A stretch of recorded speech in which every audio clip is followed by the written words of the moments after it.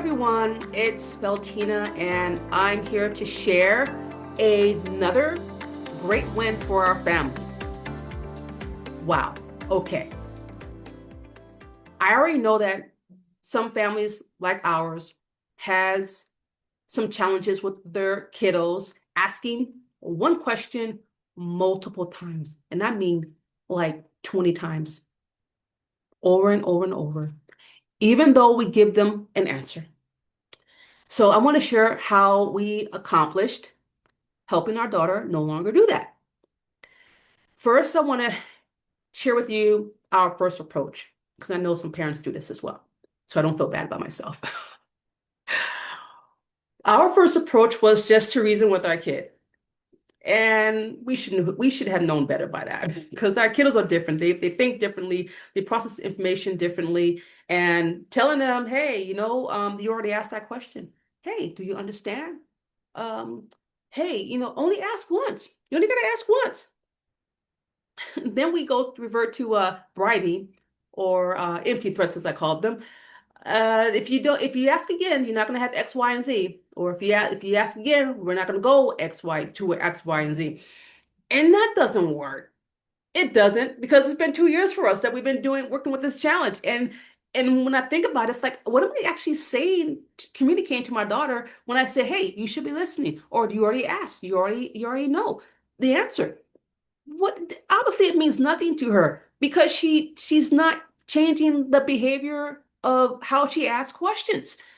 So it was this past week that I realized there's a routine in our house of how we answer questions and how she asks questions. One, we know she asks a question multiple times, but we answer wrong.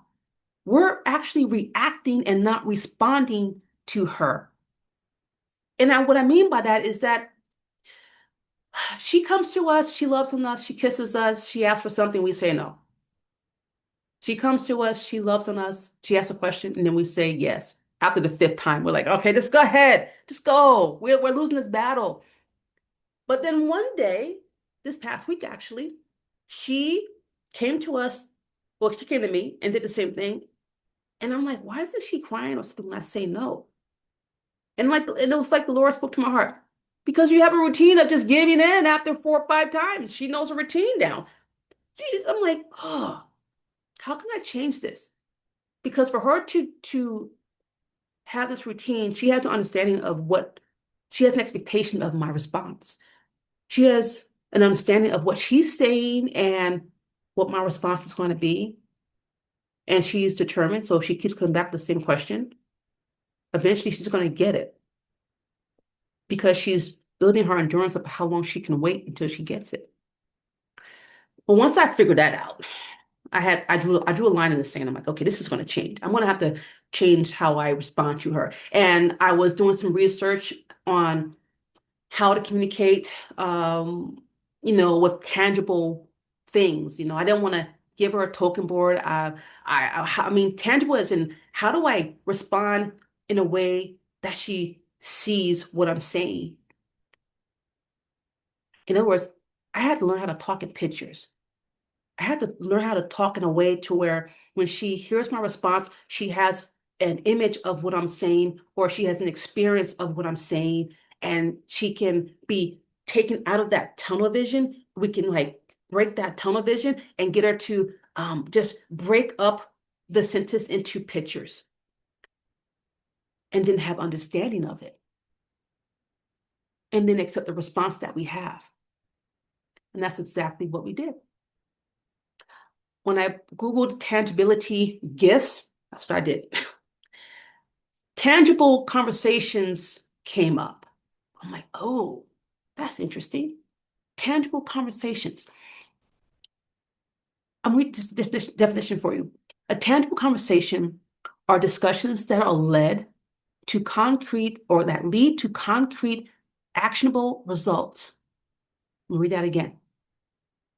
Tangible conversations are discussions that lead to concrete, actionable results. That sounds so good. It does.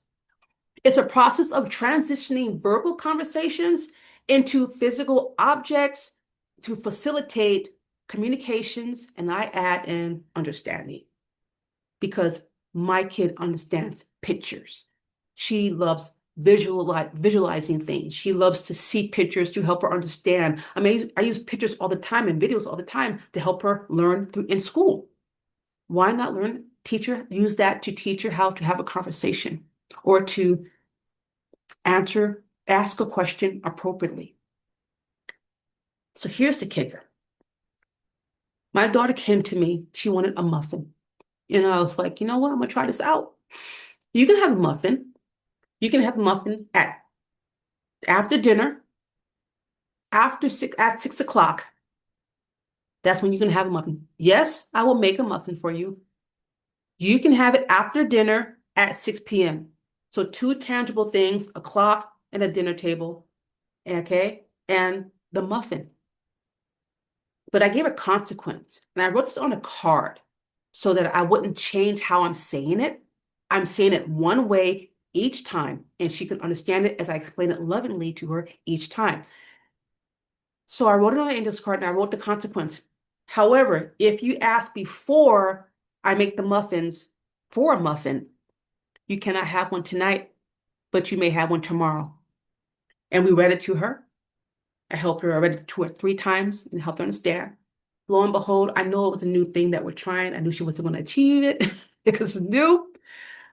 But she did ask in 30 minutes, she asked for a muffin. I said, oh, okay, let's get the card.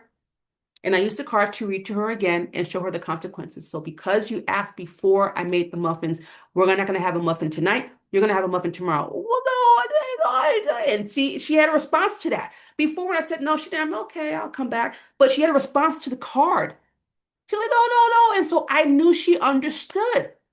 There was something different. She understood. So the night went on, and I explained to her, like I said, 3 times that she's not going to have one tonight. She's going to have one tomorrow, and she'll have one for breakfast at 8:15. Again, a time, a day, tomorrow, and a time, a muffin, 8:15. She didn't ask any questions after that. The night went on. I mean, we went through bath time, prayer time, and the morning came. And I was like, okay, how is this going to work? So I wrote on her schedule. I had the card there and I wrote her schedule, 8:15, 8:45 breakfast. And so she got up, she did self-care, she wrote her agenda down, she did her reading, she did her writing, she did all this preschool stuff. 8:45 came and she walks into the kitchen, she sits down, she eats her muffins. And she comes out, and she goes back to the room, and she starts her homework. I'm like, what? Not one question. Not one question. Not until about 10 o'clock, but I got ahead of it, which is what, you have to do with tangible conversations if you're going to use index cards. I wrote down, hey, today I get to have popcorn once I go to school.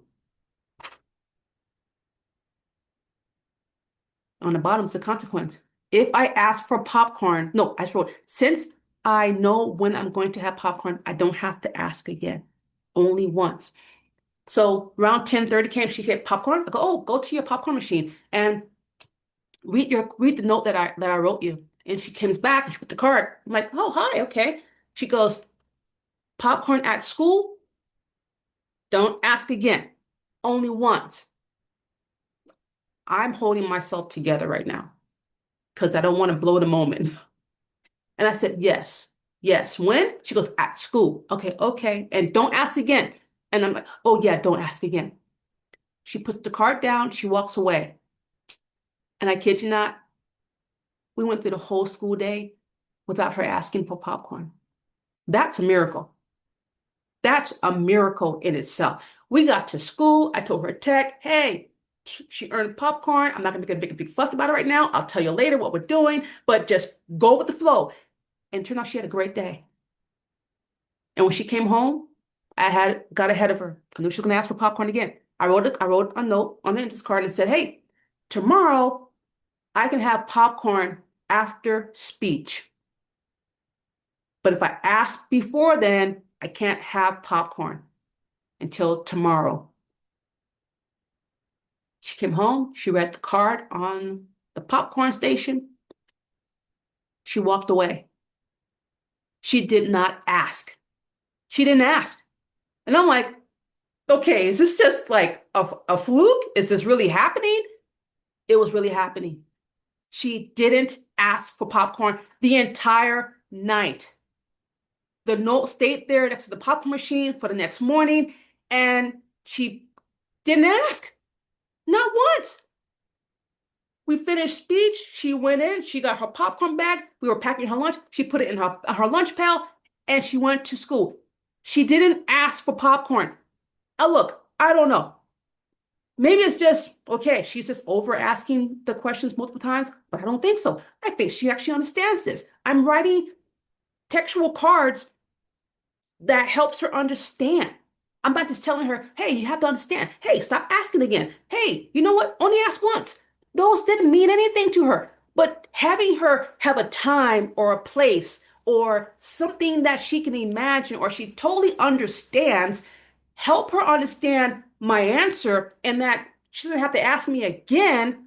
Wonderful. Wonderful. So now I'm just helping my husband and I. We're getting ahead of the questions. We know our daughter really well. We know if we go somewhere, we're going to have prepare some questions for her, cards for her. If we're going to do something different, we're going to have some cards, prepared for her because we know how she asks questions. We know what questions that she's going to ask. And we're going to just stay ahead of the questions. And then we're going to fade those cards out, and see how she does without asking a question. Or if she asks a question and we give an answer, will she ask again or is she going to learn? Like anything with a routine, you have to be consistent. You have to follow through and be consistent. You can't expect a change behavior if you don't follow through the actual techniques that you're trying. So we're going to stay consistent. We're going to keep you posted on this. I mean, this is exciting news. So I mean, I'm gonna keep posting some videos based upon this particular challenge that we're working through. I'm not gonna say we've accomplished it completely, though I am gonna say we accomplished it, but I'm gonna manage it and keep track of it, and hopefully we are actually over this hump, a 2-year hump.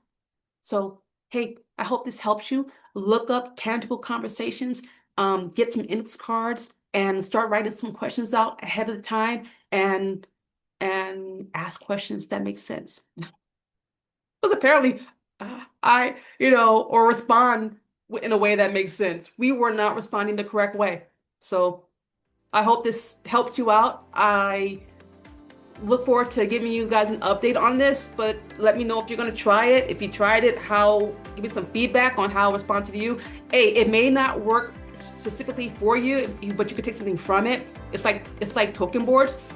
Token boards work for some things in our household, and then tokens did not work for other things that we were doing in our household. So, hey, try it out. I hope it works for you. Have a blessed day, and we'll keep you posted.